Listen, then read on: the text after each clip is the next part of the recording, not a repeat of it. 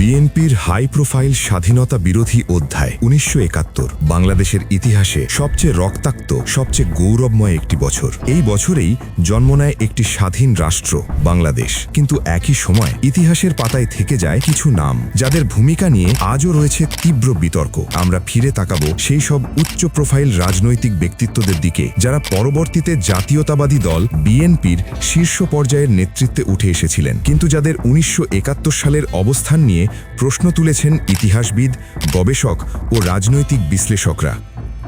শাহ আজিজুর রহমান বাংলাদেশের চতুর্থ প্রধানমন্ত্রী। সমালোচকদের মতে তিনি ১৯৭১ সালে পাকিস্তানের পক্ষে অবস্থান নিয়েছিলেন। স্বাধীনতার পরে তাকেই প্রধানমন্ত্রী হিসেবে রাষ্ট্রক্ষমতায় আনা হয় বিএনপির আমলে। আব্দুর রহমান বিশ্বাস বাংলাদেশের ১১তম রাষ্ট্রপতি। স্বাধীনতা যুদ্ধের সময় তার ভূমিকা নিয়েও রয়েছে ঐতিহাসিক বিতর্ক। মশিউর রহমান, যিনি জাদু মিয়া নামে পরিচিত, প্রধানমন্ত্রীর মর্যাদাপ্রাপ্ত সিনিয়র মন্ত্রী। ১৯৭১ সালের রাজনৈতিক অবস্থান নিয়ে প্রশ্ন উঠলেও তিনি বিএনপিতে ছিলেন অত্যন্ত প্রভাবশালী। মোশাররফ হোসেন শাহজাহান পানি সম্পদ ও ধর্ম প্রতিমন্ত্রী। সমালোচকদের মতে তিনিও ছিলেন স্বাধীনতার বিপক্ষে অবস্থানকারীদের একজন। আহসানুল হক মোল্লা, যিনি পচা মোল্লা নামে পরিচিত, ডাক ও টেলিযোগাযোগ প্রতিমন্ত্রী, তার নামও উঠে আসে স্বাধীনতা বিরোধী বিতর্কে। চৌধুরী কামাল ইবনে ইউসুফ খাদ্য ও দুর্যোগ ব্যবস্থাপনা মন্ত্রী। চৌধুরী আকমাল ইবনে ইউসুফ ফরিদপুর ৪ আসনের সাবেক সংসদ সদস্য। আব্দুল মমিন তালুকদার খোকা বগুড়া ৩ আসনের সাবেক এমপি। কাজী ফারুক কাদের নীলফামারী ৩ আসনের সাবেক সংসদ সদস্য।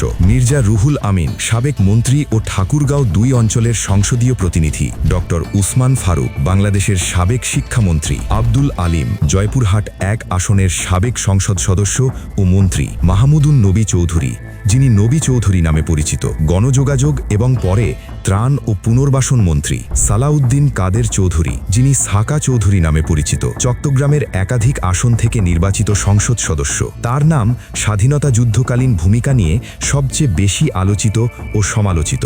ইতিহাস বলে এরা সবাই ছিলেন বিএনপির প্রখ্যাত ও প্রভাবশালী রাজনীতিবিদ, রাষ্ট্রপতি, প্রধানমন্ত্রী, উপপ্রধানমন্ত্রী, মন্ত্রী, সংসদ সদস্য। রাষ্ট্র ক্ষমতার সর্বোচ্চ স্তরে তাদের জায়গা করে দেওয়া হয়েছিল। কিন্তু একই সঙ্গে ইতিহাসের আরেকটি অধ্যায় বলে ১৯৭১ সালে এদের অনেকেই ছিলেন পাকিস্তানের পক্ষে আর স্বাধীন বাংলাদেশের বিপক্ষে। এই বাস্তবতা নিয়েই আজও প্রশ্ন ওঠে, স্বাধীনতার চেতনা কি রাজনৈতিক ক্ষমতার কাছে হার মানে? ইতিহাস কি শুধুই লেখা হয় বিজয়ীদের দ্বারা, নাকি সময়ের সাথে সাথে সত্য নিজেই উঠে আসে আলোতে? এই প্রশ্নগুলোর উত্তর খুঁজতেই ইতিহাসের এই অধ্যায়।